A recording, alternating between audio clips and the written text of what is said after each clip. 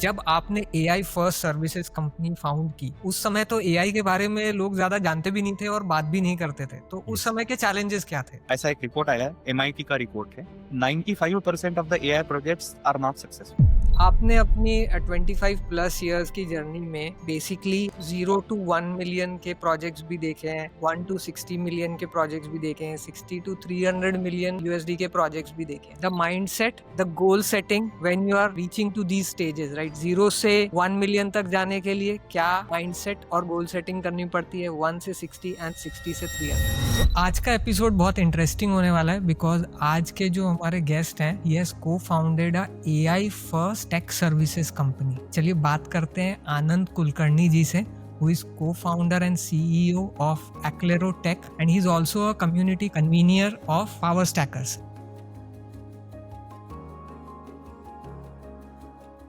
25 years का आपका technology में एक्सपीरियंस हुआ, उसके बाद at the age of 45 plus जब लोग सोचते हैं about job stability, about retirement planning and about like now I am going to like relax in life a little bit slowly, आपने बिजनेस शुरू किया, right? So what was going on in your mind and how did you get the courage to take this big step? Thank you Piyush, thank you for this question. 25 साल होने के बाद में जब मेरी रिस्पॉन्सिबिलिटीज, फैमिली की रिस्पॉन्सिबिलिटीज थोड़ी हो गई, कंप्लीट हो गई, तो जो बहुतायत हिताय, जो ज्यादा से ज्यादा लोगों का मैं कुछ उनके लिए कुछ कर पाऊं, ये मैं सोच गया।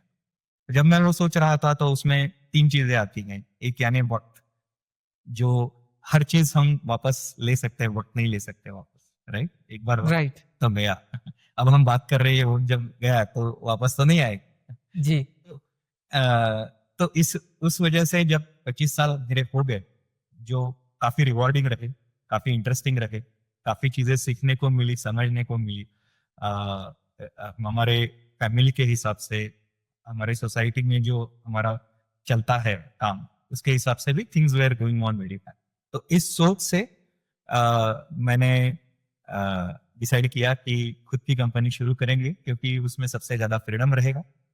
और दूसरा यानी कम्युनिटी भी शुरू की। जो आप कम्युनिटी के बारे में बात कर रहे थे, कम्युनिटी भी साइमल्टेनियसली शुरू की, क्योंकि it was community and business together. तो करेज जो है वो मुझे उस थॉट से मिला, उस खिंचाव से मिला, बहुताय हिताय की तरफ। बहुत बहुत ही वंडरफुल थॉट है वो। एंड आनंद जी, जब आपने AI first services company found की, उस समय तो एआई के बारे में लोग ज्यादा जानते भी नहीं थे और बात भी नहीं करते थे। तो उस Yes. समय के चैलेंजेस क्या थे? Yes, absolutely absolutely. इवन उस समय तो था ही। अभी ऑब्वियसली बहुत सारे लोग एआई की बात कर रहे हैं, प्राइम मिनिस्टर से लेके प्रेसिडेंट तक सारे लोग बात कर रहे हैं, राइट? बिजनेस से लेके कॉमन मैन तक, सब्जी वाले तक, हर कोई एआई की बात कर रहा है। लेकिन जब आपने जैसे बताया, तो उस समय एआई था, लेकिन वो कीवर्ड नहीं था, उसके बारे में बहुत सारे लोगों को पता नहीं।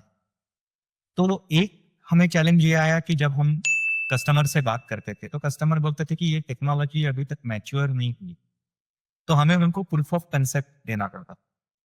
तो हमने फिर डिसाइड किया कि हम क्या करेंगे, हम सॉल्यूशन बना के उनको एक्चुअली प्रूफ ही दिखाएंगे। तो ओके, हमारी जो टीम है, हमारी जो कम्युनिटी है, हमारी कम्युनिटी ने मिलके लगभग एक 6 महीने के पीरियड में 100 से ज्यादा अलग अलग सोल्यूशन बनाए, अच्छा, अलग अलग इंडस्ट्रीज के लिए। और हर एक इंडस्ट्री, जैसे एक मैन्युफैक्चरिंग इंडस्ट्री हो सकती है, एक इलेक्ट्रिकल पावर डिस्ट्रीब्यूशन की कंपनी हो सकती है, राइट? रिटेल हो सकता है, हॉस्पिटल हो सकता है, हेल्थ केयर हो सकता है। तो ये अलग अलग तरह की इन कंपनीज के लिए अलग अलग तरह के सोल्यूशन बना के दिखाए। तो जब हमने सोल्यूशन बना के दिखाए और वो प्रूफ उनको दिखा, तो फिर उन्हें रियलाइज हुआ कि ये कितनी पावरफुल टेक्नोलॉजी है और इससे कितना फायदा हो सकता है। तो इससे आनंद जी, आपने अभी बात की सॉल्यूशन की। So just so that I understand, हम ये बोल रहे हैं कि हर बिजनेस के अपने कुछ काम करने के वर्क फ्लो होते हैं, है करेक्ट, ना, डे टू डे के। Correct. So you are trying to put in AI into that workflow to streamline the complete process, right? Correct. Is that understanding correct? Yes. See, there are three things. It is absolutely correct. But अब इसका एक superset है. There is a complete superset of this. The first thing is her business को क्या चाहिए? हर business को ensure करना है कि क्वालिटी ऑफ सर्विस वो सही दे. राइट. बस the most important thing is जब कस्टमर्स है तो कस्टमर का चर्न ना, कस्टमर हमें छोड़ के ना. Right. That is the most important thing. तो कस्टमर का एक्सपीरियंस अच्छा है. तो उसमें हम एआई कैसे यूज कर सकते? जैसे कस्टमर को रात को 2 बजे कुछ प्रॉब्लम है, तो you don't have people who can actually answer the call, right? Yes. तो उस समय अगर कोई चैटबॉट है और वहां बात कर सकते हैं और हमारे इशू का रिजोल्यूशन ले सकते हैं, या फिर कुछ ऐसी इंफॉर्मेशन ले सकते हैं जिससे कि कस्टमर रात को चैन की नींद सो पाए कि हाँ मेरा सब ठीक चल रहा है, मेरे पे प्रॉब्लम नहीं. तो ये एक सिंपल सी चीज है. तो जब हम प्रोसेस को स्ट्रीमलाइन करने की बात करते हैं तो हम सिर्फ उसको ऑपरेशंस के तरीके से देखते हैं. तो एक है कस्टमर सक्सेस, कस्टमर का value, that is the most important. Yes. फिर नेक्स्ट आता है ऑपरेशनल एफिशिएंसी, जिसमें आप प्रोसेस को स्ट्रीमलाइन करते हैं. किसी चीज को ज्यादा वक्त लग रहा है उसको कम वक्त में करते हैं. ये दूसरा. और तीसरा और जो बहुत इंपॉर्टेंट है वो है कंप्लायंस. तो काफी बार बिजनेसेस में क्या होता है कि because of compliance issues they are not able to do their work. कहीं किसी को एक्सपांड कर, सपोज मेरा गुजरात में बिजनेस और मुझे उसको महाराष्ट्र में भी कर, तो महाराष्ट्र में कुछ एडिशनल कंप्लायंसेस होंगे. अब वो एडिशनल कंप्लायंसेस अंडरस्टैंड करके उनको करने के लिए इट बिकम्स डिफिकल्ट. यस. और क्या एआई मुझे यहाँ पे मदद कर सकता है? तो इस तरह से तीनों चीजों में, एक कस्टमर एक्सपीरियंस जो रेवेन्यू में कन्वर्ट होता है, ऑपरेशनल एफिशिएंसी जो प्रॉफिट में कन्वर्ट होती है, और कंप्लायंस जो एग्जिस्टेंस में कन्वर्ट होता है. क्योंकि बहुत सारी कंपनीज है जो बिकॉज ऑफ कंप्लायंस इश्यूज उन्हें काफी प्रॉब्लम्स आए. कुछ कई तो कंपनी बंद हुई because of. So across all these 3 spectrums we have created solution. So Anand ji, किसी एक कस्टमर के साथ का आपका एक्सपीरियंस बताइए, like before and after. This is very exciting to know कि एआई आने के बाद में उनकी लाइफ में क्या ट्रांसफॉर्मेशन आया या उनके बिजनेस में क्या ट्रांसफॉर्मेशन आया. Absolutely, absolutely. बहुत काफी सारे इंटरेस्टिंग यूज केसेस है. अब एक यूज केस मैं आपको बताता हूँ. तो देयर इज एक शिपिंग कंपनी. अब वो शिपिंग कंपनी जो है it is working in the US का कस्टमर है. मैं आपको एग्जांपल यूएस का देता हूँ. यहाँ पे भी इस तरह के एग्जांपल्स हैं. तो वहाँ the problem with US is that there are multiple different railroads. हमारे यहाँ पे कैसा इंडियन रेलवे एक है, यूएस में वैसा. यूएस में you have multiple railroads. अब ये मल्टीपल रेल रोड जो है, वहां अगर मुझे कहीं से कोई भी चीज अगर शिप करनी है तो I need to basically book so many different railway providers. तो ऐसे एक कंपनी है जो इसमें स्पेशलिस्ट है. अगर मुझे कोई बहुत बड़ी चीज है जो मुझे रेलवे से लेके जानी, from one end of the US to other end of the US, तो मैं इसको यूज कर. इसमें सबसे बड़ा प्रॉब्लम क्या होता था कि चूंकि मैन्युफैक्चरर्स है, सब बिजनेस के लोग हैं, तो they would want to know कि ये कब आएगा मटेरियल. क्योंकि जब मटेरियल आएगा अगर तभी के तभी मैं डिलीवर कर पाऊंगा तो मुझे उसको रखने के लिए जगह देखने की जरूरत नहीं है. प्लान्स के इश्यूज मेरे सारे ठीक ठाक होते हैं, प्राइसिंग सही होता है. तो the issue was that this was the number 1 question and the customers were not able to get answer to this question. क्योंकि ये क्वेश्चन का आंसर लेने के लिए somebody would have to go and somebody would have to check कि ये कहाँ तक पहुंचा है और वहां वो रेलवे सही टाइम पे चल रही है नहीं चल रही है. और we are talking about US here. We are talking about US. So US में भी यही सब चीजें होती है. देखो, और हमको ऐसा लगता है कि हमारे यहाँ पे होती है, but it is a global right. कुछ भी हो सकता है. रेलवे ट्रैक है, there are certain delays that happen, right. Mostly goods की ट्रेन जो है उनको सबसे आखिरी प्रायोरिटी देते. ऑब्वियसली जो पैसेंजर्स ट्रेन है उनको पहली प्रायोरिटी है. हाँ. सो अब ये issues होते हैं. And then what used to happen is that in between 2 railway stations you have to book a truck. Now that truck has to go to that point at the exact right time, right? तो ये सारे problems थे जिसके लिए उनको काफी सारे लोगों को लेके कॉल करके कॉम्प्लेक्स सिचुएशंस करने पड़ते थे. कॉम्प्लेक्स काइंड ऑफ कम्युनिकेशन करने पड़ते थे, and it was really getting hectic. तो हमने एआई का सॉल्यूशन क्या बनाया? एआई का सॉल्यूशन जो है वो क्या करता है, ये सारा डेटा लेके एक ही साथ, एक ही बार, एक ही समय पे, कोई भी, चाहे वो कंपनी के अंदर का हो, चाहे जिन्होंने उसको बुक किया है पार्सल हो, कस्टमर, वो दोनों एक ही साथ, एक ही बार एग्जैक्टली देख सकते हैं कि ये पार्सल कहाँ पे है और आगे कहाँ पे पहुंचेगा और कब तक कहाँ पहुंचे और उसका प्रोबेबिलिटी क्या है। Now this one single thing it resolve so many things. Customers के जो प्रॉब्लम्स रहते थे, कस्टमर्स वेर ऑलवेज एंशियस कि कहाँ है, कहाँ है, क्या हो रहा है। They were actually getting the answer so that they can do their own thing. And then internal team also, अगर उनको कुछ चेंजेस करने हैं और कुछ ट्रक का टाइमिंग चेंज करना है, अगर दो चीजें एक साथ आई तो बड़ा ट्रक भेजिए। ये सारे डिसीजंस जो है वो एआई करके दे रहा है, and then human beings are only looking at it and saying अच्छा ठीक है, ये सही है, ये सही नहीं है, या मत कर। इससे एफिशिएंसी तो बढ़नी गई उनकी। तो उनकी जो टीम थी वो लगभग 3 times मोर पैकेजेस ट्रांसफर करने के कैपेबल है। ये एक बहुत इंपॉर्टेंट थिंग है। लोगों के दिमाग में ये मिसकंसेप्शन है कि एआई आएगा तो मेरी जॉब चली जाएगी, राइट। यहाँ आपने ये बताया कि वही सेम टीम जो काम कर रही थी वो 3x से बढ़ गया, लेकिन फिर भी उनके ऊपर स्ट्रेस नहीं है। नहीं है, इनफैक्ट उसमें से कितने लोगों का प्रमोशन भी हो गया। वाह। अब पहले वो सिर्फ शिपिंग का काम करते थे, अब वो शिपिंग के मैनेजर बन गए, क्योंकि एआई अब उनका एक जैसे एआई उनका एम्प्लॉय बन गया। हाँ, एक असिस्टेंट मिल गया उनको जो उनके छोटे मोटे काम पूरे कर देता है। So they it saves them time, right. So they can do more work, they can do more work, they can do work at a higher cognition. And then what happens is that you have all of these things, and then customer की तरफ से customer has got it so easy। तो customer जो complain करते थे कि हमने we have sent it but we don't know where it is, you also don't know where it is, where has it gone into a black hole। तो सारे जो issues आते थे, कस्टमर तकलीफ में आ जाते थे, कस्टमर के साथ कभी कभी कस्टमर काइंड ऑफ फ्रस्ट्रेट हो जाते थे। तो ये सारी जो चीजें हैं इट वेंट डाउन। तो कस्टमर का चर्न जो था उनका, मतलब कस्टमर छोड़ के चले जाते थे, वो लगभग 0 के बराबर। तो पुराने कस्टमर सारे के सारे रहे। Amazing. And then they got almost 50% more business in the next quarter within 3 months. Because efficiency increased and also the reporting also was very good. Right? Correct. Effectiveness increased. Effectiveness increased. Experience बहुत अच्छा हो गया। हाँ। तो ये एक example दिया, right? Very nice.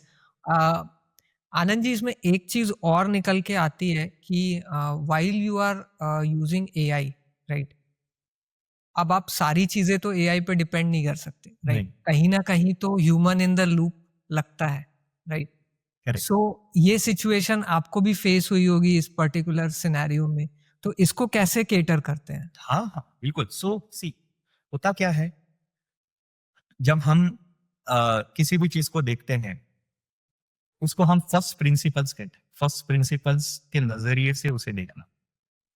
तो हमें आउटकम क्या चाहिए? हमें कस्टमर का हैप्पीनेस चाहिए, कस्टमर सक्सेसफुल होना चाहिए, हमारी एफिशिएंसी सही रहनी चाहिए और हमारे कंप्लायंसेस अच्छे होने चाहिए। तो जितने भी लोग हैं और जो भी एआई की कैपेबिलिटीज है उनको कंबाइन करके एक साथ उसको देखना चाहिए, ना कि एक सेपरेट चीज। ये पर्सन ये काम कर रहा है, राइट। जैसे एक बहुत अच्छा मूवी है, मुझे बहुत पसंद है, वो मॉडर्न टाइम्स करके मूवी, चार्ली चैपलिन का, बहुत पुराना मूवी है। तो उसमें चार्ली चैपलिन का काम रहता है स्क्रू ड्राइवर से इसको नट्स को टाइट करना, राइट। तो वो स्पैनर लेके नट्स को टाइट कर, तो अब उसको इतनी आदत हो जाती है कि बस वो नट को ही टाइट करे। तो बहुत बार पता क्या है, एआई में लोग क्या करते हैं, एक छोटा सा पार्ट लेते हैं नट को टाइट करना और बस उसके लिए एआई लगा। ऐसे नहीं हो। तो पहला तो ह्यूमन इसके लिए चाहिए कि जो एआई और बाकी सारे ह्यूमन बीइंग्स को देखे एक साथ और उसको एक साथ देख के डिसाइड करे कि कस्टमर के लिए सबसे बेहतर वैल्यू मैं कैसे दे सकता। तो ये ह्यूमन इन द लूप के पहले है human who is having a perspective of AI. Human leadership. So इसको ऐसा समझे कि पहले मुझे ये देखना है कि मेरा overall workflow step 1 to step n क्या है, राइट? और उस वर्कफ्लो से मैं अपने वो वर्कफ्लो जब कंप्लीट होगा तो उसका आउटकम होना चाहिए कि my customer has to be happy, right? My customer is happy. तो वो मैं बिगर पिक्चर देखूंगा, आउटकम देखूंगा, राइट? उस आउटकम तक पहुंचने के लिए मैं पहले मैनुअल क्या स्टेप्स करूंगा वो देखूंगा, और उन मैनुअल स्टेप्स में मैं देखूंगा कि कौन सी ऐसी चीजें हैं जो रिपीटेटिव है, जो कि एआई कर सकता है, और कौन सी ऐसी चीजें हैं जहां पर मुझे इंटेलेक्ट की जरूरत पड़ेगी या मुझे डिसीजन मेकिंग की जरूरत पड़ेगी, करेक्ट। वहां मुझे ह्यूमन लाना होगा। क्या ये कहना सही है? सिर्फ इतना ही नहीं, ये कहना सही है, सिर्फ इतना ही नहीं, उस पूरे वर्कफ्लो को देखो और सोचो कि सही, अगर एआई है मेरे पास में और मेरे पास में बहुत इंटेलिजेंट लोग हैं जो एक्सपीरियंस है, जिनको सब कुछ पता है, तो क्या मुझे इस वर्कफ्लो की जरूरत भी है? ओ, ओके। ओके।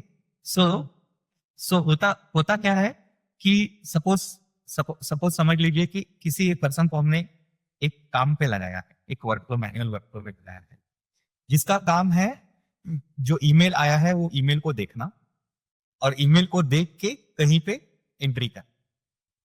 अब कोई बोलेगा चलो ईमेल आया है, ईमेल को देख के एंट्री करना इसका काम है, इसको ऑटोमेट कर दो।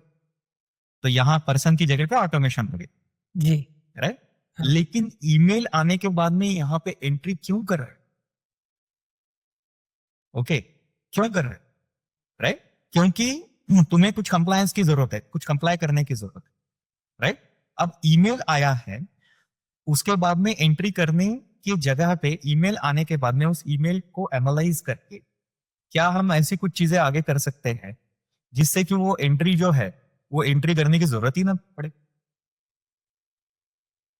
That is the next level, right? That is where people have to start thinking about, क्योंकि एआई में अदरवाइज क्या होता है, एआई का देखिए 95% of the AI projects are, ऐसा एक रिपोर्ट आया है, एमआईटी का रिपोर्ट है, 95% of the AI projects are not successful.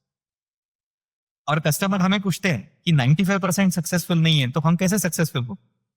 तो मेरा क्वेश्चन उनको ये रहता है कि आप 5% क्यों सक्सेसफुल है उसको देखिए। ओके, जो जो कंपनी उन 5% में आएगी वो बाकी 95% कंपनी के आगे चली जाएगी। जैसे यहाँ हमारे यहाँ पे आईआईटी में बच्चे पास होते हैं, जाते हैं, तो 95% से कुछ अलग होते हैं, इसकी वजह से वहां जाते हैं, राइट? तो इसी तरह से बिजनेस के वर्ल्ड में भी, राइट? तो ये जो पर्सपेक्टिव क्या है? Top down perspective, holistic perspective.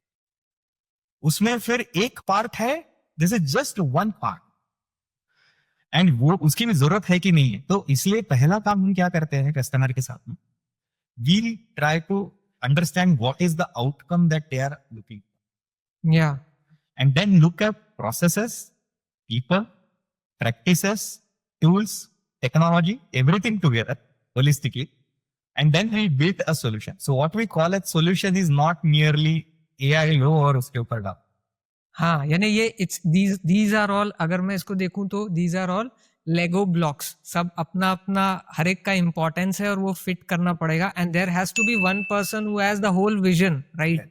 Who will use these Lego blocks to fit them, and तभी वो हो पाएगा। अदरवाइज आपने अगर ऐसा सोचा कि हाँ ये काम है, एआई लगा देता हूँ, और फिर बाद में 2 महीने बाद आप बोलोगे कि अरे एआई ने तो मुझे कुछ आउटपुट नहीं दिया, या this is going in a different direction, then direction बताने वाले तो आप ही हो, right? Exactly. AI is just the executor of that, like a smart executor, you would say. Exactly. और अगर गलत कर रहे हो तो वो गलती को बनाएगा।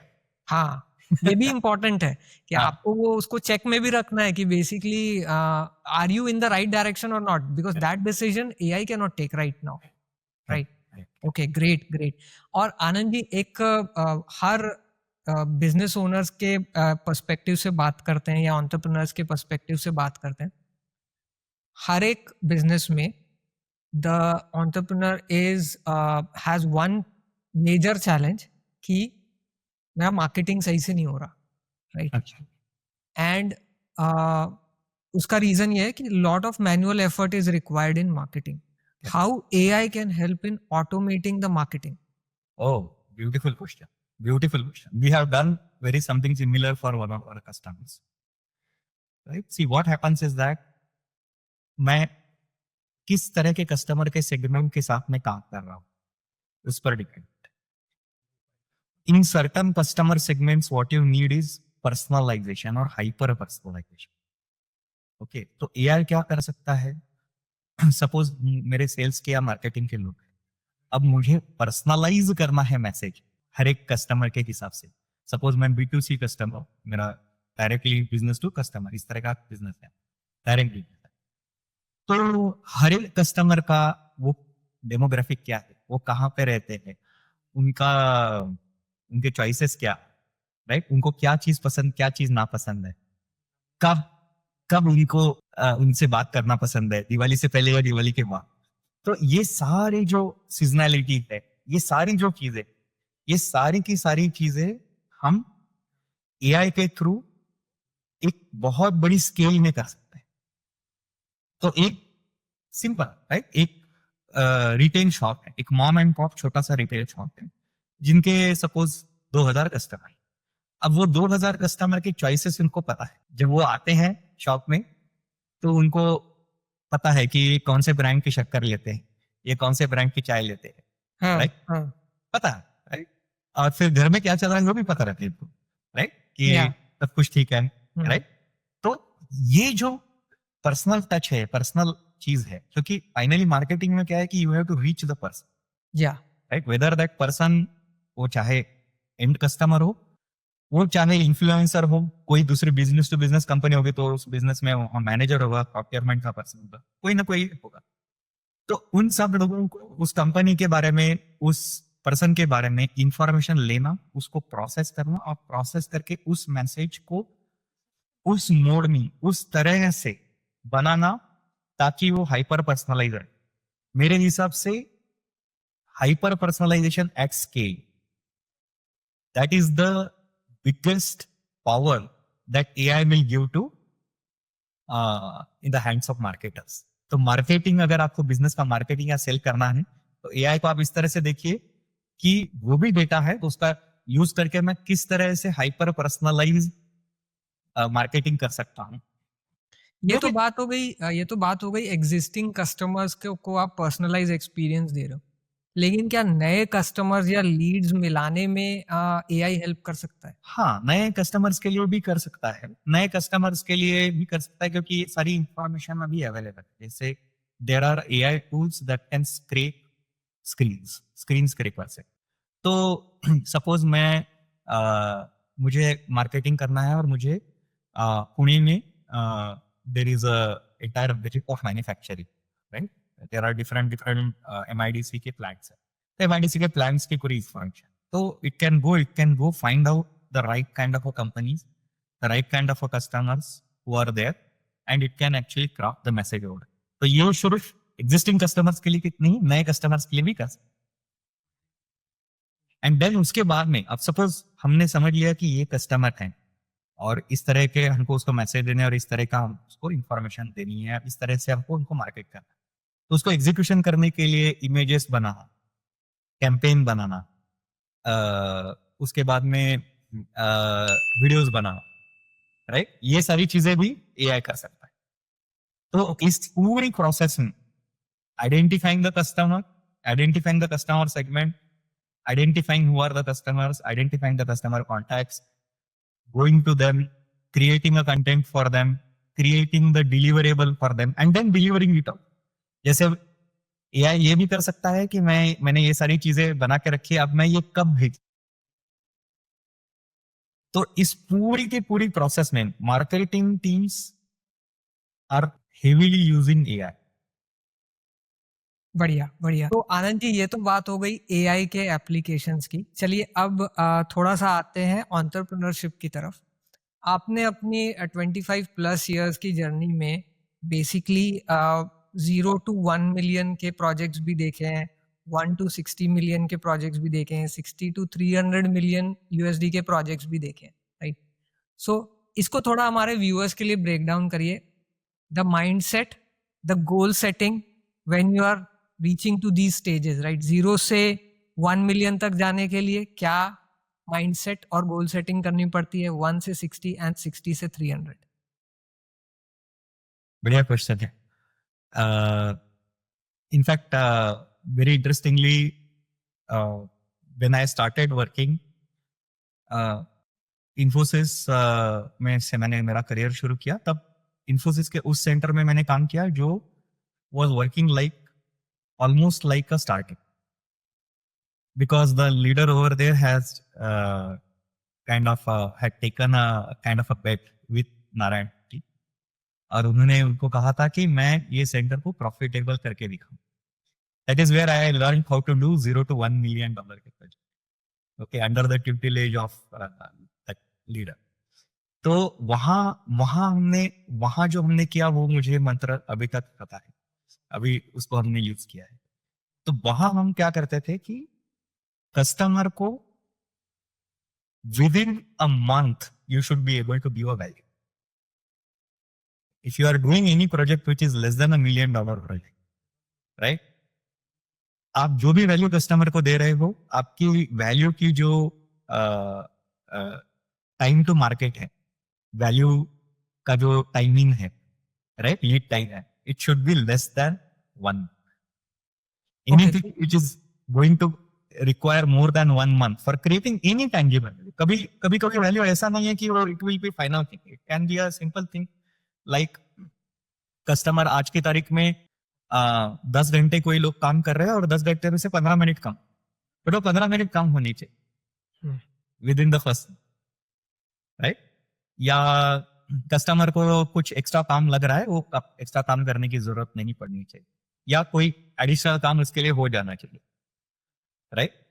सो some sort of a value has to be created for the customer within less than a month. अगर ये नहीं, इस तरह का प्रपोजिशन नहीं हम लेके जा रहे हैं कस्टमर को, तो $0 to $1 million के प्रोजेक्ट्स जो है, क्योंकि they are smaller projects compare to the rest of the projects, right. तो that is one definite thing, that is definite मानता. ओके, और फिर दूसरा है, it also depends upon the customer. There are smaller customers. अगर customer का business ही $10 million का है, हाँ, $1 million का प्रोजेक्ट कर रहे, राइट, तो ये $0 to $1 million is to a scale. तो अब जो मैं स्केल बता रहा हूँ वो 1 बिलियन के कस्टमर के, तो $1 billion जो कस्टमर कमा रहे हैं, हाँ, वो $1 million का it should be like with in. So that means it is 1%. तो आप ये कह रहे हैं कि उसका जो एनुअल टर्नओवर है उसका 1% ही वो खर्चा करेगा, राइट.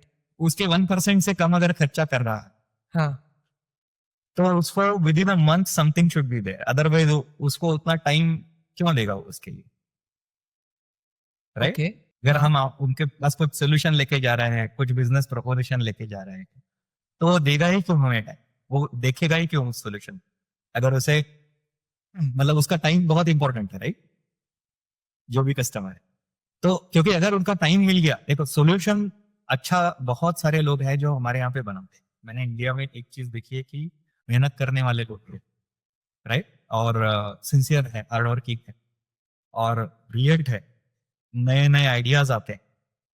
लेकिन होता क्या है कि जब हम कस्टमर के सामने जाते हैं तो कस्टमर के हिसाब से हम जो भी बात कर रहे हैं वो कहाँ है, whether it is in the 1%, whether it is in the 10%, right, or whether it is going to impact the entire 100%. तो जहां तो इसको मैं ऐसे बोलूंगा कि अगर $500,000 का भी प्रोजेक्ट है लेकिन $5 million का कस्टमर है, तो उसके लिए वो बहुत इंपॉर्टेंट, राइट. $500,000 का प्रोजेक्ट $1 million कमाने वाले कस्टमर के लिए तो बहुत ज्यादा इंपॉर्टेंट, ऑलमोस्ट 100% हो गया उसके लिए. या so the first thing is कितनी फास्ट हम कस्टमर को वैल्यू दें. तो अगर हम उनसे उनका फोकस चाहते हैं, बैंडविड्थ चाहते हैं, बजट चाहते हैं, तो हमको उतनी फास्ट उनको वैल्यू देनी पड़े. ओके, और सिग्निफिकेंस ऑफ द वैल्यू, मतलब उनके टॉप लाइन और बॉटम लाइन के लिए सिग्निफिकेंस कितना है, वो अगर हमारा हायर परसेंटेज है उसके हिसाब से. तो अगर मैं 1% से लेस में के बजट्स में मेरा काम कर रहा हूं या मेरा प्रपोजल लेके जा रहा हूं, तो स्पीड. एंड अगर मैं बहुत ज्यादा इम्पैक्टफुल काम कर रहा हूँ जो कि उनके बजट के काफी आसपास में है, ऑलमोस्ट 100% के 50% के आसपास में है, 80% के आसपास में है, इवन एनीथिंग बियॉन्ड 25%, तो उसका मतलब है कि उसमें सिग्निफिकेंस चाहिए, उसमें we should be able to prove कि उनका प्रॉफिट और उनका रेवेन्यू, इसके ऊपर हमारा इम्पैक्ट कैसे है। तो ओके। जैसे मैंने $300 मिलियन के प्रोजेक्ट किए, राइट? तो $300 मिलियन के प्रोजेक्ट्स कैसे रहते हैं? They will change the entire company's outlook and it will add maybe 25% of additional revenue on top of $10 billion. Okay, इसको थोड़ा सिंप्लीफाई करिए। हाँ हाँ, तो देखिए $300 मिलियन का एक प्रोजेक्ट है। जी। Okay, वो क्या कर रहा है? $300 मिलियन का एक प्रोजेक्ट है जो एक पूरी बैंक है, बड़ी सी बैंक है, जो आज की तारीख में $10 बिलियन कमा रही है। एंड देन उस बैंक का कोर बैंकिंग और जो एक्सपीरियंस है वो बेहतर कर रहा है। 8 साल का प्रोजेक्ट है, बड़ा प्रोजेक्ट है। 8 साल में डिजिटल ट्रांसफॉर्मेशन करके रिटेल बैंकिंग जो होगा, होलसेल बैंकिंग जो होगा, इन्वेस्टमेंट बैंकिंग जो होगा, उन सबको कुछ ना कुछ वैल्यू वो क्रिएट कर रहा है, कुछ प्रोसेसेस चेंज करके, कोई डिजिटल एस्पेक्ट है। तो उसका इम्पैक्ट कितना होना चाहिए कि बैंक को ऐसा पता होना चाहिए कि $10 बिलियन का आज मैं रेवेन्यू बना रहा हूँ, तो 8 साल में because of this initiative I am going to make atleast another 10 additional billion. Okay. Okay, so आपका वैल्यू प्रपोजिशन जो है या प्रोपोजिशन जो है वो उस हिसाब से होना चाहिए, ना कि इस हिसाब से होना चाहिए कि आप टेक्निकली क्या प्रोवाइड कर रहे हो। देखो टेक्निकली तो बहुत सारी चीजें कर सकते हैं, राइट? टेक्निकली हाँ। हम टेक्निकली भी करेंगे, करने में तो हाँ, टेक्निकली करेंगे, लेकिन कर किस लिए? कर किस लिए रहे, right. The question is why, right? The most important question whenever we are talking to the customer is why. Customer का हाई जो है वो सेटिस्फाई होना चाहिए, तो उसका हाई तभी सेटिस्फाई होगा जब उसके बिजनेस में उसका इम्पैक्ट हो, right? And then there are certain non-profit kind of businesses. There are certain other things like government, etc., etc. जहां पे पैरामीटर्स आर डिफरेंट, जैसे क्वालिटी ऑफ लाइफ, तो कितने लोगों की क्वालिटी ऑफ लाइफ बेटर होती, that is how the government is going to look at. Government also makes millions और millions of dollars और रुपीस, या लेकिन वो क्या देखेंगे? वो देखेंगे कि कितने लोगों का जीवन बेहतर होता है, कितने लोगों का क्वालिटी ऑफ लाइफ बेहतर होता तो हर किसी का मेजर करने का बेंचमार्क अलग अलग, है, राइट। अलग। और उसमें छोटा प्रोजेक्ट अगर हम लेते हैं तो उसमें स्पीड, और अगर बड़ा प्रोजेक्ट हम लेते हैं या बड़ा कुछ सोल्यूशन बनाते हैं। ओके, सो ये बहुत इंपॉर्टेंट इंसाइट है कि if you are doing 0 to 1 million project, that has to be speed and agility is the key Sure. there, right? When you grow bigger, right, you go from 1 million to 60 million or 60 million to 300 million, then you talk about impact, Correct. right? And then if you want to do a little bit of differentiation कि 1 to 60 और 60 to 300 में फर्क क्या है, तो 1 to 60 में usually impacts are related to revenue and profit. But Okay. 60 to 300 में the impact also has to relate to market standing. Market में मैं बाकी कस्टमर के सामने कैसे खड़ा हूं? Whether am I going to become number 1, number 2 or number 3 in my market, right? फिर then there is another impact which is associated with compliances. तो आगे जाके क्या क्या compliances आने वाले हैं? Am I future ready? Am I future proof? क्योंकि अगर मैं $300 मिलियन आज खर्च कर रहा हूँ किसी चीज के ऊपर, तो मैं वापस $300 मिलियन तो खर्चा नहीं करूंगा, नहीं करूंगा, राइट, एब्सोल्युटली। तो मुझे फ्यूचर प्रूफिंग चाहिए। तो मुझे ये पक्का पता होना चाहिए कि अगले 10 साल 12 साल जो चीज मैंने ये बनाई है वो टिकेगी। सो इस तरह जो वैल्यू है, so the my whole point is that हर एक इसमें कस्टमर का वैल्यू प्रपोजिशन क्या है, उसके लिए क्या आवश्यक है, speed, impact and then long term value. और इसमें आनंद जी, एक चीज और जो कस्टमर्स देखते हैं बिजनेसेस के लिए, वो है long term sustainability and trust, right? So इसको किस तरह से आप प्रेजेंट करते हैं? देखिए, ट्रस्ट ट्रस्ट ना, I think it's a cultural thing, right? The most important thing is the cultural thing. I think what has happened is that, see, there is a reason why there are so many Indian CEOs across so many organizations, right? ऐसा नहीं है कि बाकी जगह पे intelligent लोग नहीं हैं, but what has happened is that this the family system, the value system through which all these people and all of us have grown, right? It instills this responsibility, right? जैसे family में एक दूसरे की responsibility लेते हैं, बच्चे बड़े होते हैं, तो then they become capable of being trustworthy. तो ये एक इनबाइब्ड चीज है, ये एक बहुत सालों के बाद में क्वालिटी डेवलप होती है, और वो बहुत उसको बहुत इंपॉर्टेंस देने की वजह से it has to be kept in the top 3 things, right? The integrity and the trust. So ये चीज जो है, ये it all depends upon who are the kind of people that you are taking in the organization. So this is the reason why सबसे important चीज organisation में ये है कि क्या जो हमारे साथ में काम कर रहे हैं वो क्या ट्रस्टवर्दी है या नहीं। तो जो लोग जॉब देख रहे हैं उनके लिए भी, और जो लोग लोगों को रिक्रूट कर रहे हैं उनके लिए भी ये बहुत क्रिटिकल है। ये एक तरह से एक हाइजीन फैक्टर है। एंड अगर हम ट्रस्टवर्दी नहीं है तो फिर आगे की कोई बात नहीं। Right, we are speaking with each other because we trust each other. yes, That's simple as absolutely. that. So it's That like, happens with the client also, right? The client also wants somebody, some team or person to stay with them for a longer term and build trust, right? So they can rely on them, right? Trust में 3 चीजें आती, एक यानी integrity. सो अगर हमें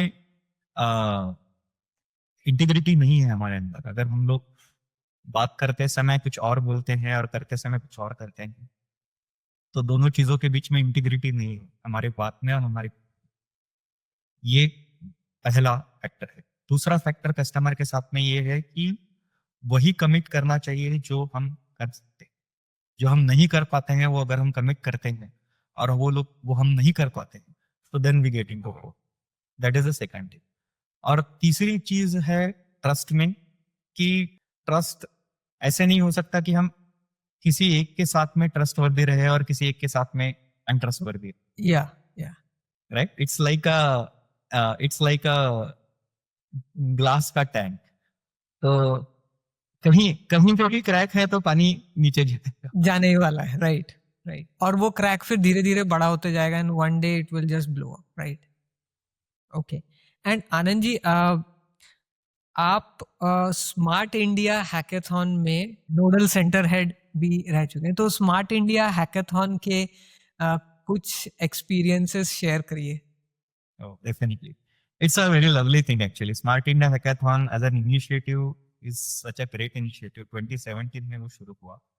Right now what happens is that lakhs of students, they hack out solutions, 36 hours non-stop for software, and 5 days, that is 5 days and 4 nights non-stop for hardware plus software. And the problems are given by government, and then there are certain private companies, public sector companies also. And काफी interesting रहता है। एक तो students रहते हैं, they are full of energy, they are full of kind of ideas, and the problems are like बहुत सालों से प्रॉब्लम्स है, इस तरह के प्रॉब्लम। जैसे I remember a team in IIT Hyderabad. I was heading hackathon over there. It was a hardware hackathon. It was 5 days hackathon. And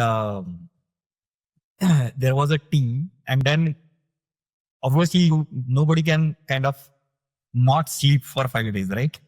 Yeah. कभी हर एक कोई ना कोई स्लीप करता है। तो there is a team, and then कुछ लोग सोते हैं, कुछ लोग काम करते हैं, फिर कुछ लोग सोते हैं, इस तरह से थोड़ा थोड़ा रेस्ट करके करते हैं।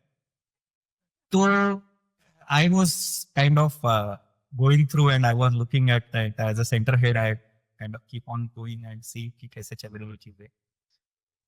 तो I was seeing a monitor and उस monitor पे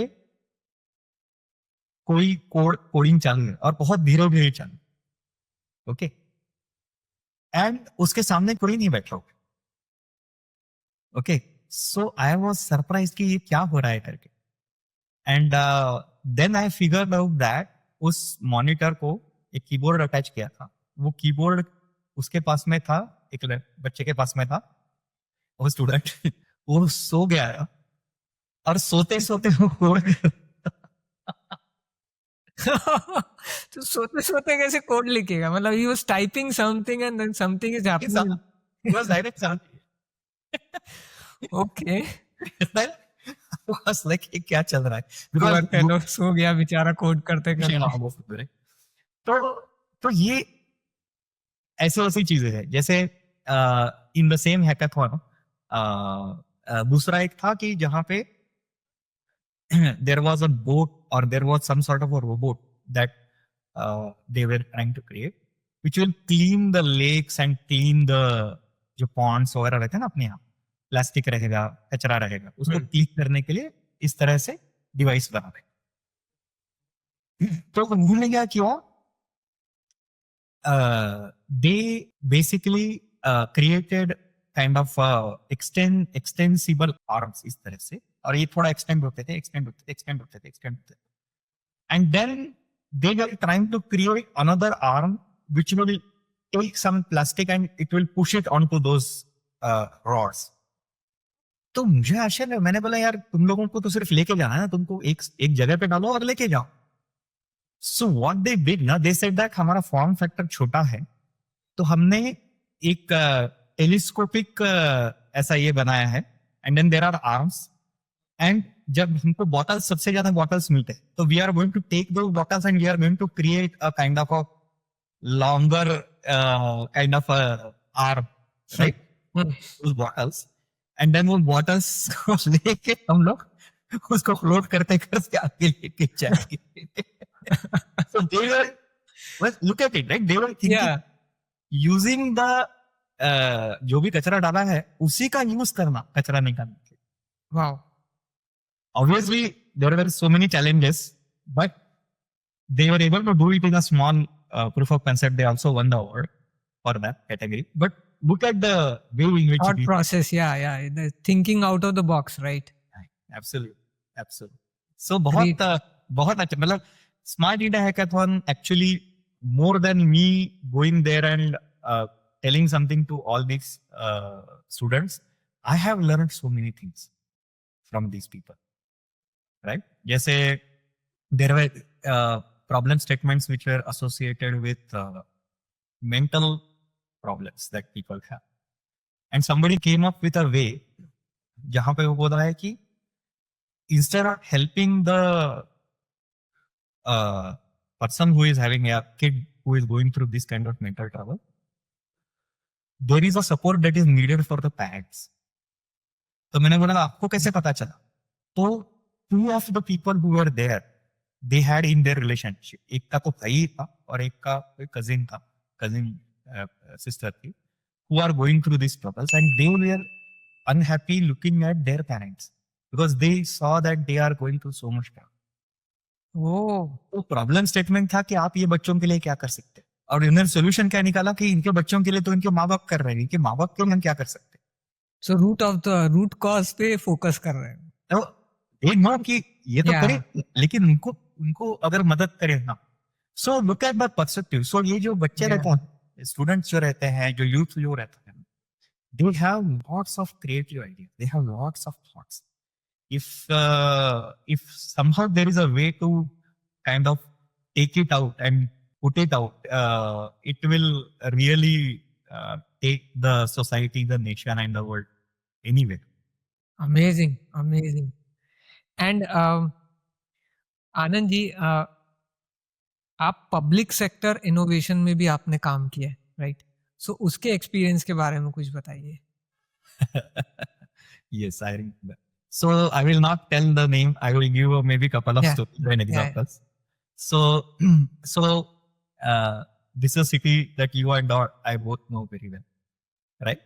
So वहाँ there is a certificate that needs to be taken by students, right, for getting the admission. It might be related to whether you are a kind of a resident of this area, might be related to the caste that you come from, etc., etc. Right? तो एक solution बनवाया गया था जो automated था. And one of our people had gone over there, right, to implement that solution. And and then the person came out, and then he saw that, and he had taken a two-wheeler, and then he saw that that entire tires were slashed, the seat was slashed. So he called me, and I was looking after that area at that point in time. तो मैंने उनको बोला, देखो भाई आप एक काम करो, पिछले दरवाजे से निकल जाओ, right? Because it seems that there were a number of people who had vested interest in not having this done online. Yeah. They will not be able to make money, right? By being an agent. तो ये जमाना था जब हमने शुरू किया, right? This I am talking about 2016 also. Now I'm giving two examples, right? Yeah. And then after some time, and after within 4 or 5 years, right? I think around 2015 का ये example था, 2015 end, and 2019 में we were working with state government of Maharashtra, and we were creating a chief minister's dashboard. And in that dashboard, what we saw was that एक integrated child development करके program, which is basically helping nutrition of infants and mothers who are carrying mothers. So ये integrated program, because you can't really take care of infants if their mothers are not given proper nutritional food. Yeah. They are not given the proper kind of a thing. When they are born, they are going to have problems, right? तो ऐसा एक problem. अब ये programme जो है ये क्या track करता था? ये ट्रैक करता था कि बच्चों का वेट कितना है, उनका हाइट कितना है, और उसके हिसाब से उसको कर्व पे डाल के देखता था कि ये माल न्यूट्रिशन है या स्वस्थ बच्चे या हेल्दी बच्चे. तो इशू ये था कि ये जो ट्रैकिंग था, ट्रेसिंग था, ये मैनुअल होता था और ये यूरोप के स्टैंडर्ड पे होता है.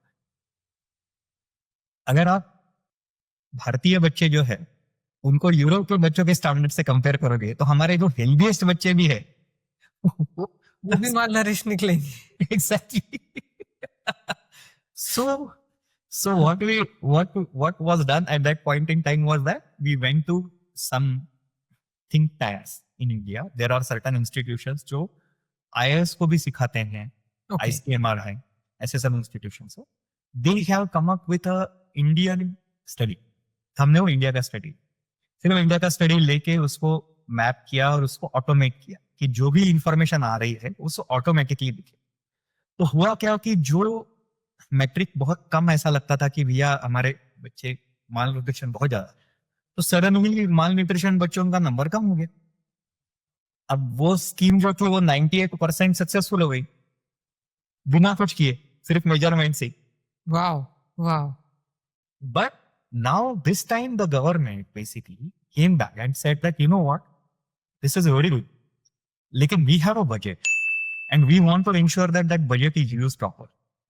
तो फिर टीम ने क्या किया, चलो अब जो 2% बच्चे हैं उनमें क्या प्रॉब्लम है, and then there is something called cohort analysis, जिससे आप एनालिसिस कर सकते हो कि कौन से एरिया में, जैसे कुछ एरियाज रहते हैं जहां पे पानी जो रहता है खारा रहता है, हार्ड वाटर सलाइन, तो कौन से एरिया में, कौन से वेदर के एरिया में, कौन से हाइड्रोग्राफिक एरिया में, कौन से ज्योग्राफी के एरिया में, कौन से कल्चर, कौन से तरह के, क्योंकि कुछ हर एक जगह पे इकोनॉमिक स्टेटस अलग अलग रहता है, लोगों का इकोनॉमिक कंडीशन अलग, कहाँ पे कौन से तरह के प्रॉब्लम्स है, कहाँ पे स्पीच के प्रॉब्लम, कहाँ पे मूवमेंट के प्रॉब्लम, ऐसे कोहोर्ट में, और उनको समझ में आ गया कि यहाँ पे इस तरह के problem, and they took that fund and they use that fund to establish special centers to take care of these children. Okay. ऐसा करके within first 3 months of implementation of that program, वो जो भी फंड था, क्योंकि वो 98% successful हो गया, तो वहां पे तो कुछ करने की जरूरत नहीं है. तो सारा पैसा जो था खर्च हो जाता था, हाँ, वहां पे कैसे खर्च हुआ किसी को पता नहीं रहता था। राइट। तो उससे अच्छा है कि वो तो ठीक है, वो न्यूट्रिशन का प्रोग्राम चलता रहे, वहां पे जिनको सही में माल न्यूट्रिशन का प्रॉब्लम है उनको न्यूट्रिशन मिलता रहे, लेकिन जो बचा हुआ फंड है वो ऐसे बच्चों को जो तकलीफ में है, ऐसे 11 लाख बच्चों को उसका बेनिफिट हुआ पहले 3 महीने। Amazing, amazing. तो अगर आप गवर्नमेंट को देखोगे तो I have given you 2 examples, right? Yeah, yeah, तो from the kind of one side of spectrum to the other side of spectrum, तो मुझे ऐसा लगता है कि there is a lot of opportunity that can be done, right? ये एक छोटा, कोई बड़ी बात नहीं है, स्मॉल टेक्नोलॉजी के हिसाब से this can be done by AI now. जब जब जिस टीम ने ये सब किया था उस टीम को काफी टाइम और काफी टेक्नोलॉजी में काम करना पड़ा। आज की तारीख में टेक्नोलॉजी इतनी बढ़िया हो गई है कि this can be done in very very shorter period of time. This can be done by someone with an large language model LLM और लैपटॉप। वाह, तो ये जो चीज है, ये चीज बेहतर हो रही है टेक्नोलॉजी में, लेकिन टेक्नोलॉजी का यूज ज्यादा से ज्यादा लोगों का भला करने के लिए वो कैसे? तो जहां पे भी गवर्नमेंट इस तरह की इनिशिएटिव ले रही, जहां पे भी गवर्नमेंट का पर्सपेक्टिव इस तरह का पर्सपेक्टिव है, वहां पे these kinds of initiatives, digital initiatives are going to be really, really helpful to people. Amazing, amazing. And एक चीज और है आनंद जी, आप बहुत ज्यादा ब्लॉगिंग भी करते हैं। सो तो अब ब्लॉगिंग के बारे में बताइए, वो कैसे आप शुरुआत हुई या कैसे उसमें इंटरेस्ट आया आपको? So, see, एक मेरे बहुत सारे इंटरेस्ट है, उसमें से एक इंटरेस्ट संगीत में था।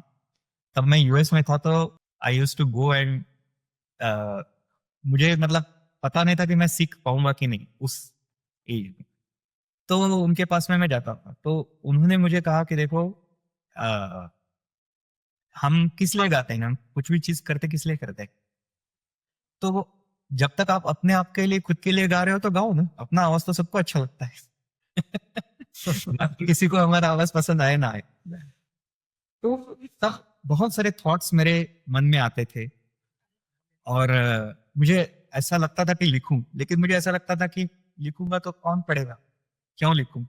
लेकिन जब उन्होंने ऐसा बताया कि तुम्हारे मन में है तुम गाओ, तुम्हारे मन में है तुम लिखो, तो ऐसे करके उस समय मैंने ब्लॉगिंग शुरू किया because of his advice. He advised me not only in terms of my singing but also in terms of expressing generally my self. तो मैंने फिर ब्लॉगिंग शुरू किया और जो मुझे मन में आता है, जैसे मूवीज के बारे में, कभी किसी बुक के बारे में, कभी किसी कंसेप्ट के बारे में, कभी कभी कोई चीज हमें दिख जाती है, राइट? जैसे हम ट्रैवल करते रहते हैं तो ट्रैवल में हमें कोई चीज दिख जाती है, राइट? तो जो ऐसी चीजें मुझे दिखती है और थोड़ी टच होती है, कुछ ऐसा समझ में आता है, कुछ ऐसा सोचता है, ऐसा लगता है कि ये शेयर करना है, तो मैं शेयर कर। That is. अमेजिंग। और आपका ब्लॉग का नाम क्या है आनंद जी? मेरा ब्लॉग का नाम है स्वांत सुखाय। स्वांत सुखाय। सो मैं अपने व्यूअर्स को जरूर बोलूंगा कि please go check out the blog. I will put the link in the description. Thank you. Moving on Anand ji, आपने एक बुक भी लिखी है, तो उस बुक के बारे में कुछ बताइए। सो सो जैसे ब्लॉग वैसे ही बुक का भी वैसे ही हुआ, लेकिन book is a little bit different. तो होता क्या है कि काफी बार ना एक हम बाहर से सीखते, बाहर की चीजें सीखते, जैसे एआई सीखना। तो एआई सीखना है तो हम जाएंगे, किसी से सीखेंगे, समझेंगे, एफर्ट करेंगे। लेकिन अगर हमें हमारे अंदर कुछ सीखना है, राइट, जो हमको अब इनर जर्नी बोलते हैं, राइट, हमारे इनर जर्नी, देखिए जैसे बाहर का हमारा प्रोग्रेस होना चाहिए, ऐसे अंदर भी प्रोग्रेस होना चाहिए। जी। तो अंदर के प्रोग्रेस के लिए बहुत साल के बाद मुझे समझ में आया कि it is exactly reverse of outside progress. बाहर की प्रोग्रेस में हमको नई नई चीजें करनी पड़ती, और अंदर की प्रोग्रेस के लिए जो हमने जमा करके रखी है उसको छोड़नी पड़ती है, उन चीजों को। तब अंदर प्रोग्रेस होता है। ये तो बड़ा डिफिकल्ट है।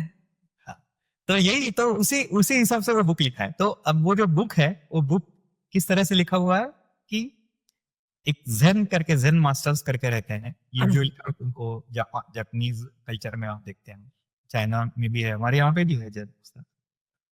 तो ये क्या करते हैं, ये डिसाइपल्स को या अपने जो शिष्य रहते हैं उनको कहानियां बताते हैं या पजल्स बताते हैं, उनको क्वान्स बोलते हैं, क्वान बताते हैं। या फिर एक पिक्चर देते हैं, एक कुछ एक छोटा सा ड्राइंग बना के देते हैं, और फिर उनको बोलते हैं कि इसके ऊपर आप कंटेम्पलेट कीजिए। और वो कंटेम्पलेशन से क्या होता है कि हर एक पर्सन जो अपने अपने जर्नी पे अपने अपने हिसाब से, उसको अपने अपने हिसाब से उसमें चीजें दिखेगी, और वो जो चीज दिखी है उसके हिसाब से वो उनमें चीज से दूर हो जाएगा और उससे वो आगे बढ़े। तो अंदर की जर्नी में के लिए जो एक फ्रीडम की तरफ का जर्नी रहता है, वो एक तरह से अपने ऊपर जो बोझ है हम जो लेके ढोते रहते हैं सर पे, वो कम करने का जर्नी रहता है, राइट। अपने अंदर एक पीस का जर्नी रहता है। तो उस तरह से एक छोटा सा बुक लिखा है जिसमें there are 21 stories, they are put in 7 different kind of categories, और हर स्टोरी के साथ में एक पजल और एक picture, and it is only for contemplative. तो वो कोई ऐसा बुक नहीं है कि जो लेके आगे कुछ सीखना है या आगे का ग्रेजुएशन करना है या पोस्ट ग्रेजुएशन करना है। सब बुक तो kind of read, contemplate, think about it and let go of बहुत सारी चीजें हम लेके रखते हैं, राइट। सबके हमारे सबके पैटर्न रहते हैं। किसी का कायर पैटर्न रहता है, किसी का फायर पैटर्न रहता है, किसी का लायर पैटर्न रहता है। जब कुछ आता है तो ये सारे पैटर्न हमारे अंदर से आ रहे हैं। सही गलत नहीं है, लेकिन ये पैटर्न बने हुए। तो ये पैटर्न में से किस तरह से छूटना है, ऐसे कुछ स्टोरीज और छोटे छोटे कविताएं, हाइकूज, इस तरह का कुछ बुक। अमेजिंग। ये बहुत अलग कॉन्सेप्ट है, और मैं अपने व्यूअर्स को जरूर रिक्वेस्ट करूंगा कि आनंद जी की बुक जरूर चेकआउट करिएगा। मैं उसकी लिंक भी डिस्क्रिप्शन में आपको दे दूंगा, so please do check out his book. Anand ji, उसी बुक में एक बहुत इंटरेस्टिंग कॉन्सेप्ट को बताया गया है, which is the gap between intent and reality, right. ये थोड़ा सा इंट्रीगिंग है मेरे लिए भी और व्यूअर्स के लिए भी, इस पे आप थोड़ी रोशनी डालिए। Yes, absolutely. तो देखिए, there is a gap between intent and reality, right. हमें कुछ लगता है ये होना चाहिए, लेकिन जो हो रहा है वो अलग रहता है, राइट। कोई suppose somebody is very particular in terms of perfection, कि ये परफेक्ट ही होनी चाहिए चीज, तो उनको बहुत बड़ी तकलीफ होती है उससे, राइट। कोई कोई लोग रहते हैं हैप्पी गो लकी रहते हैं, बोलते हैं हाँ मेरा इंटेंट ये है, रियलिटी ये है, कोई फर्क नहीं पड़ता, होने दो। इंटेंट इधर जा रहा है, इंटेंट किधर लेफ्ट में जाएगा, ये रियलिटी राइट में जा रही है। राइट। तो अच्छे इस तरह से हो सकता है, right. But the point is that ये अपोजिंग फोर्सेस जो है, ये अपोजिंग फोर्सेस इंपॉर्टेंट है। जिस तरह से हमारा थंब है और ये फिंगर, तो अगर मुझे कोई भी चीज पकड़नी है तो मेरे थंब को और ये चारों को एक दूसरे को अपोज करना पड़ेगा, तभी मैं पकड़ पाऊं। अगर चारों नहीं तो सब एक साइड हो जाएंगे तो कुछ नहीं हो पाएगा। नहीं हो पाएगा। पांचों उंगली एक साइड पर होगी तो हम पेन नहीं पकड़ सकते। एग्जैक्टली। तो ये जो टेंशन है, और अगर वो बहुत दूर दूर पे रहे तो भी नहीं पकड़ सकते। तो they have to come closer, but they have to oppose each other. Only then something new happens. So जब आप कुछ क्रिएटिव चीज कर रहे हो तो आपका कोई इंटेंट है और कोई एक रियलिटी, और आपको ऐसा दिखेगा कि देखो ये रियलिटी और ये इंटेंट ना, ये not only they are away from each other, they are opposing each other. And आपको ऐसा लगेगा कि अब ये आके एक दूसरे को टक्कर ही मारने वाले, they are so opposite to each other, right. Suppose अभी जैसे हम लोगों ने कुछ एक नया इनिशिएटिव शुरू किया, तो ऐसा लगेगा कि सब कुछ इसके अपोजिट में आ रहा है। देखिए, बिजनेस में, घर में, जॉब में भी, कहीं पे भी ये सब प्रॉब्लम्स आते हैं। So you will have something that you are trying to, there is something that will be opposite, but the point to understand is that इसके पीछे में एक ही है चीज जो दोनों को इस तरह से पुश कर रही है। तो सीखना यह है कि उसमें कि कितना एक दूसरे के पास में आना चाहिए और किस चीज के आसपास में उसको पास में आना। जैसे एक हमारा इंटेंट है कि लोगों का भला हो, राइट। रियलिटी है कि लोगों का उतना भला नहीं हो रहा है जितना हमें लगता है होना चाहिए।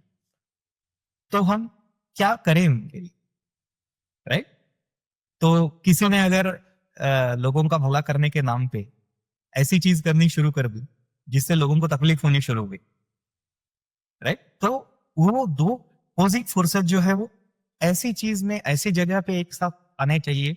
जैसे मैंने वो एग्जांपल दिया था कि लोगों का भला होना चाहिए क्योंकि इंटीग्रेटेड चाइल्ड डेवलपमेंट प्रोग्राम बनाया है, लेकिन फंड अभी फ्री हो गया। फंड फ्री हो गया तो फंड वापस देना पड़ेगा। फंड हाँ। वापस किया तो चला जाएगा, वो और कहीं चला जाएगा, राइट। तो फंड वापस भी नहीं जाने देना है, जो कि जाना चाहिए वापस, लेकिन उसको यूज भी अच्छे से करना। तो ये फंड इज दो द चीज- ग्लू बेसिकली ये दोनों के बीच में। हाँ। राइट। तो ये चीज, ये डिस्कवरी जो है, ये डिस्कवरी जब हम करेंगे तो हम हैप्पी रहेंगे, इवन दो हमारा इंटेंट और रियलिटी, क्योंकि हमारा इंटेंट और रियलिटी ये हमेशा ही एक दूसरे से अलग ही रहे। लेकिन द सेटिस्फैक्शन इज जब ये दूसरे एक दूसरे को अपोज करते करते एक दूसरे के पास में आते हैं, देन हम कोई चीज उठाते हैं और कोई एक काम कंप्लीट करते हैं, और तभी वो आउटकम हमें दिखाई देता है एक्चुअली। आउटकम दिखाई देता है, and then once again it starts, once again it go away from each away from other. Wow, that is really amazing. I request the viewers do check out this book. It is going to be an eye opener for everybody. Thank you so much for that beautiful insight, Anand ji. अच्छा आनंद जी, आप हमारे viewers को, specially entrepreneurs को, budding entrepreneurs को क्या message देना चाहोगे? देखो there are two kinds of doubts. See entrepreneur का सबसे बड़ा अगर कोई दुश्मन है तो डाउट है, right. So there is something called as self doubt and there is something called as idea doubt. मतलब हम जो कर रहे हैं उसके ऊपर डाउट आएगा और खुद के ऊपर डाउट आएगा। तो उनके लिए मैसेज यही है कि ये दो अलग अलग चीजें हैं, ओके। एंटरप्रेन्योरशिप शुरू इंसान इसलिए करता है क्योंकि उसको खुद के ऊपर डाउट नहीं है, और जो आइडिया उसके पास में एंटरप्रेन्योरशिप करने के लिए, चाहे कुछ भी हो, चाहे छोटी सी आइडिया, उसके ऊपर भी डाउट, राइट। तो होता यह है कि शुरुआत तो होती है इसे, लेकिन बाद में डाउट्स आने लगते हैं क्योंकि it's not easy, it's a very tough task, right. उसमें जो डाउट है उसको आइडिया के ऊपर आने देना चाहिए ताकि हमारी आइडिया और स्ट्रांग हो। अगर हमारी गलत है कुछ धारणा तो हमारी सही हो जाए। नहीं, यहाँ पे कस्टमर नहीं, हमारे कस्टमर यहाँ पे, हमारे कस्टमर इस वैल्यू को नहीं मानते, इस वैल्यू को मानते। हम आज जो काम कर रहे हैं वो हो सकता है कल यूज में ना हो, तो नया क्या बिजनेस कर सकते हैं, राइट। किस तरह से कर सकते हैं, राइट। लर्निंग के लिए वो डाउट बहुत जरूरी है, लेकिन उसको सेल्फ पे नहीं आने दो। तो ये स्प्लिट करना, ये डाउट जो है, डाउट को आने दो ना, लेकिन सेल्फ पे नहीं आएगा, क्योंकि अगर सेल्फ पे डाउट आ गया तो फिर एंटरप्रेन्योरशिप करेगा ही आगे बढ़ेगा। हाँ, तो वो if self doubt is a like very dangerous thing. So doubt आने दो, लेकिन आपके आइडिया के ऊपर, आपके जो बिजनेस है वो बिजनेस का कॉन्सेप्ट कैसा चल रहा है, उसमें रेवेन्यू किस तरह से आ रहा है, उसमें प्रॉफिटेबिलिटी कैसे बढ़ा सकते हैं, क्या हम जो भी सोच के चल रहे हैं, जो हमारे नोशंस है वो सही है कि गलत। यहाँ पे आने दो, जितना आता है आने दो, क्योंकि it is going to only benefit, right. It will spur action, it will create thoughts. जाके कुछ 4 लोगों से पूछेंगे, समझेंगे कि अरे मैंने ये प्रोडक्ट बनाया है, चल रहा है कि नहीं चल रहा है, तुम्हारे काम में आ रहा है कि नहीं आ रहा है, राइट। ये इंपॉर्टेंट है। तो डाउट, तो एंटरप्रेन्योर्स के लिए इंपॉर्टेंट है। 2 टाइप के डाउट्स रहते हैं, एक सेल्फ डाउट रहता है, एक हमारे कंसेप्ट पे, आइडिया पे, बिजनेस पे डाउट रहता है। तो बिजनेस पे दिल भर के, मन भर के डाउट लो, कोई प्रॉब्लम नहीं। जितने भी लोग डाउट करने वाले हैं उनको डाउट करने दो, सुनो उनकी बात, लेकिन खुद के ऊपर खुद भी डाउट मत, और दूसरे पे डाउट करें, इग्नोर करो। Super advice, Anand ji. Thank you so much. It's been an amazing conversation with you, Anand ji. Thank you so much for joining us today. Thank you so much, Piyush. I also enjoyed a lot speaking with you. I really enjoyed these questions. It is it मतलब अगर questions अच्छे हैं तो हम answer दे सकते हैं. जिस तरह के क्वेश्चन उस तरह के आंसर आते हैं. So and the kind of blog this podcast that you are doing, it's really amazing. And I wish you all the best in all of your endeavors, to you and your team, and to all our viewers. Thank you so much. Thank you Anand ji, that was really kind of you. So ये थी आनंद जी की story. I hope आपको ये story पसंद आई होगी. अगर पसंद आई है तो please do subscribe to our channel and hit the bell icon so that you get notifications about our new episodes. I'll see you next Thursday with another such interesting story. I am Piyush Thakkar. This is Chaos to Clarity. See you next week.